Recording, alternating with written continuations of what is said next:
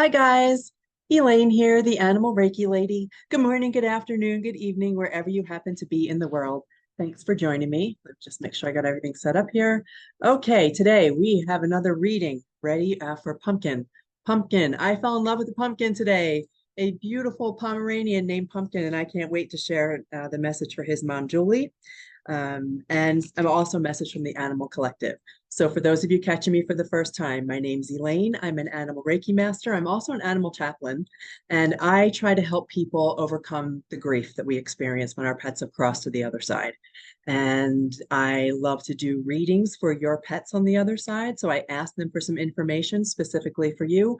And then I share a reading from all of the animals who have ever crossed, and I call them the Animal Collective, and I share the information that they want for us to help us to heal and to have beautiful lives.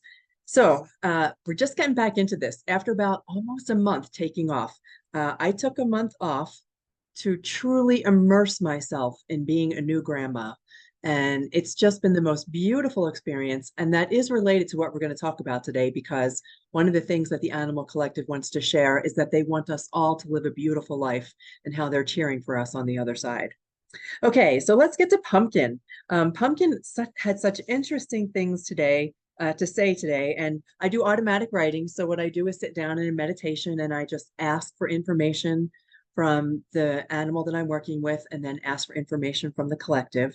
And I write down everything that comes through to me, all these beautiful downloads. So oh, that I fell in love. I wrote the first thing that I started to write was that I fell in love with a Pomeranian named Pumpkin. I fell in love with a pumpkin, but truth be told, I fall in love with every single animal that I connect with. They just have such a way of touching my heart. So I'm grateful to all of you folks for sharing your beautiful animal companions with me. Okay, so I asked Pumpkin for some validation. That's the first thing I like to do, is to get some kind of information that will mean something to their human companion so that you know that they are still there on the other side. And I can tell you, and I can tell you how many animals that I've connected with, and I can show you all the different evidence from here, there, and everywhere when I've made these connections, but I know that you're looking for that one special connection. So I ask for validation from your animal companion for something meaningful for you. So for Pumpkin's mama, I asked Pumpkin for validation, and he says, I am very beautiful. I'm the most handsome dog that ever was, and I like to show off. One of the pictures that Pumpkin's mama sent to me was he's wearing a little Christmas hat that says naughty. Excuse me, that says naughty. And the naughty hat, as soon as I looked at it, I knew right away. I could sense Pumpkin saying, yep, that's me. I'm naughty. I'm a little stinker. That's what he said to me. I'm a little stinker. And he also said that he hated when you would leave. So he hated when you, his mama, would leave him alone. And so now he understands why you are so sad, since he feels like he has left you alone. And he wants you to know you are not alone. He wants you to know that he's there. And I asked for a couple of signs, and we'll talk about that in a second. Um, he did say that mom likes to make everyone happy, and sometimes she forgets about herself. And then I had a little visual. Sometimes things come through my senses. A lot of times it's just a download of information, but sometimes I pick up visuals and sense there were some smells going on too. Um, a little round squeaky toy. It reminded me in my mind, the thing that I saw was like this little pudgy Pikachu kind of thing. But it was a little round squeaky toy, almost reminded me of a cat toy, but that was the one of the visuals that he sent through to me. Um, why did he have to take a bath? I just wrote that question down, and I'm not sure what the context is of that. Why did he have to take a bath? I couldn't tell if he was asking me, like asking that question, or if I was supposed to ask you, why did he need to get a bath? Did he do something that required that he needed to have a bath? And also, did he have a groomer?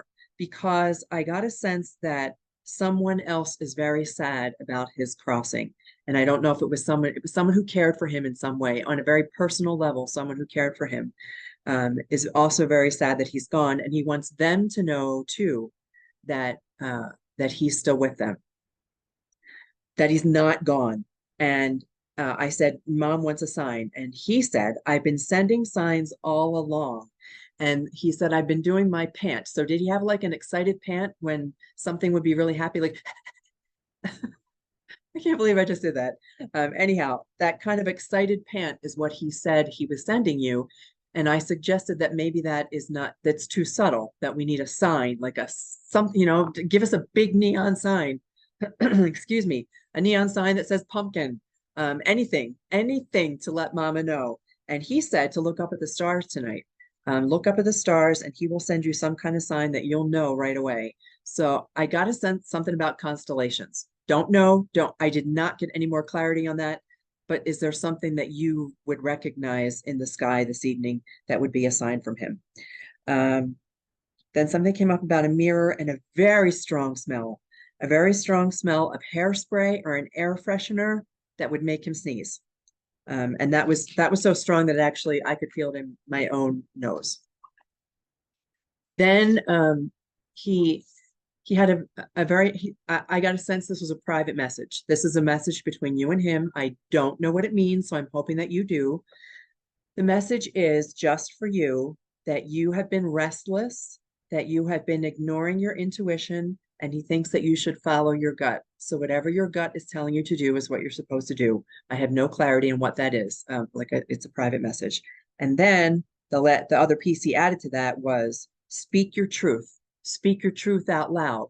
So, there's something that you're keeping inside of you, and it needs to come out. It needs to be spoken. Whatever it is needs to be spoken. And that was almost all I had from Pumpkin. So at that point, I transitioned in my little meditation. I quiet my mind and I just ask for the other animals, all these beautiful animals that I've had the chance to work with, to come through and share something with us. But I will share that Pumpkin was a little Budinsky.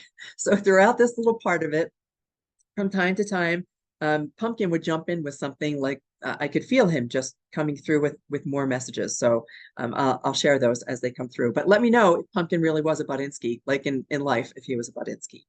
So the Animal Collective, what they're sharing with us, and I started to share this in the little short videos that I've been doing, the little brief videos about they're cheerleaders for us. They're on the other side of life in heaven, cheering us on. And they do more than cheer us on. They do everything possible to help us. They want to be our little guardian angels. They want to assist us in having a beautiful, wonderful life. And that's why I know that being able to take the time that I could with my beautiful granddaughter was important. And I think about Jack and Lucy and Winston, my three who crossed to the other side. And I know that they're cheering me on, and I could feel Jack. I know that Jack would have been the most amazing dog with small children, with infants. He was such a gentle giant that I really sensed that, and I could feel him there with me as I celebrated this time, learning to be a new grandma.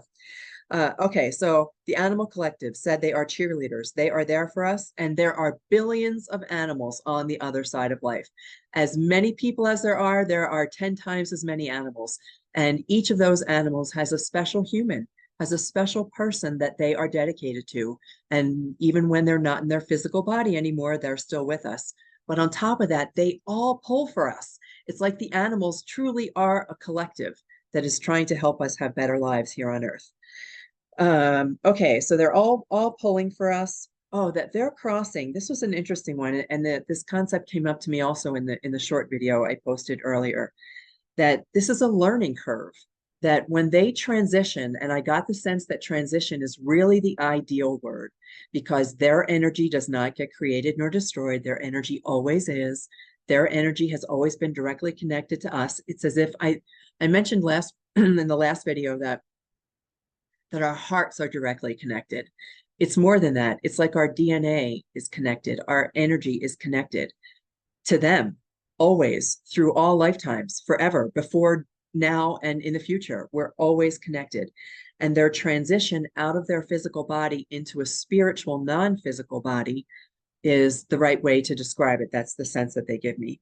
And they want us to have a happily ever after. That was another concept that came through, that this is a learning curve. When they transition, it's a learning curve for us because we feel the grief, we feel loss, we know that we're so connected with them that when they cross, it's like leaving a hole in our heart. It leaves, especially if we had to make a hard decision about that transition, which is a topic for another day. But that hole in our heart, this learning curve shows us how to heal that. not only how to heal it, but how to help our heart be even bigger, and how to not just overcome grief, but how to transmute it, how to change it into something beautiful, how to change it, because we are learning how to love a being who is not present, physically present with us. And it teaches us how to be better people, and how to have a bigger heart, and how to be better at loving, and loving without condition, how to be better at unconditional love. There you go. That's what I'm looking for. So transition is the good word. And then right in the middle of all this, Pumpkin jumps in with something about a blue blanket. So please do let me know. That blue blanket has come up for me a couple times this week, and I think that it was Pumpkin just like inserting himself like a Budinsky. And so something about the blue blanket. Um, the time that animals spend with us is perfect. They are here for a finite amount of time. I've shared this before as well.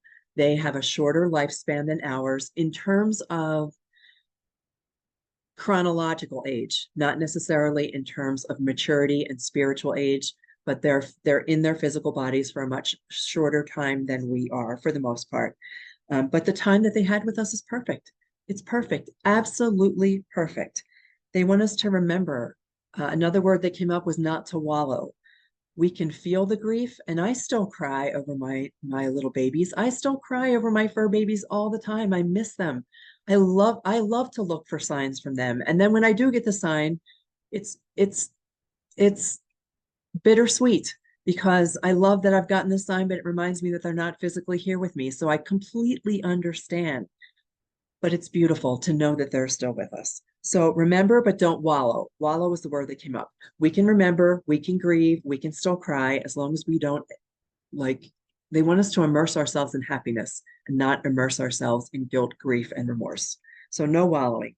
And then the last thing that came through is a message from Pumpkin. If this means anything, please do tell me, because this came up for me earlier this week too. It was a message that says, have a cookie, and all will be right with the world. Let's see if there's anything else. Okay, so what's the thing that you can do to help shift this for yourself? This came up, and I don't have it here. I have a picture of my Winston. What I'm going to invite you to do, go watch the short video, because I did a little demo there for you too. I would like you to get a photo of your animal companion, like a physical photo if you possibly can. If you have it on your phone, that's great. You can just hold your phone to your heart. A photo of your animal companion, and I want you to look at it, and I want you to feel it, and I want you to lean into it, and I want you to feel their love. And if you cry, you cry. That's perfectly fine. But I want you to take that photo, and I want you to hold it to your heart. So most of us keep our photos on our phone. Just hold that to your heart. Hold it to your heart and feel their energy, feel their love seep into every cell of your body. It'll flow through your heart, into your heart. Your heart will take that feeling and send it throughout your entire being. Your DNA is coded with their DNA. This is something else that came through to me. I don't know where that came from either, too. It has to come from them. Your DNA is coded with their DNA. Your cells are carrying grief. So every cell within your body carries that grief that you've been carrying, and it's time to shift that. When you can shift that grief, and I'm still holding my own phone here, I can feel my Winston, Jack, and Lucy. I've got all their pictures here. Feel their love seep into your heart, and let it flow to every part of your body. All of your cells will then be able to transmute. All of your cells will be able to take the grief and turn it into something beautiful. Love is the secret to everything. Love heals everything. Let that love flow through your body. Feel it flow through your body. Excuse me. And let it create a physical shift. Let it create a physical shift within your body that allows your energy to change. It allows your energy to heal, and it allows your body to heal from the grief. And then you'll be able to also connect with them much easier. We see signs better when we are not wallowed, when we are not at a lower vibration, when they're vibrating so high and so wonderfully in love. It's like I use the analogy of television, and there are thousands of channels everywhere, all the time, floating through the air, all over the world. All we need to do is be able to tune to the channel that is our animal. And we can do that best when we let ourselves heal from the grief and open ourselves to their love. Okay, my friends, that is our message for today. Thank you for sharing this time with me. I've got a whole list of readings to do, guys. I've got plenty of readings to do. I'm going to try to do at least 2 a week until we get all caught up and get to everybody who has requested a reading for their beautiful animal companion on the other side of life. And until then, may animals light your way. Take care. You are loved.